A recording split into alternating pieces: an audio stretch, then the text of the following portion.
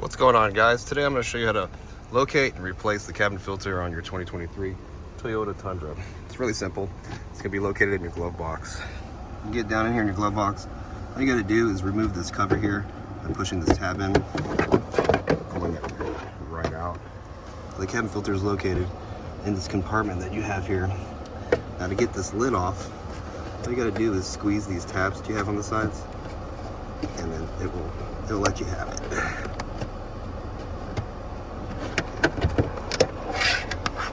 With that off, now you're just going to pull out the cabin filter. It comes in a retainer that you're going to need to remove the filter from. See how that comes out. This is brand new, so we're not changing it today. But if you need one, I'll leave a link down in the description box for you to check out so you can get one. It just takes you to Amazon. But you just end up replacing the element and just install it back in the reverse order you took it out. It's pretty simple.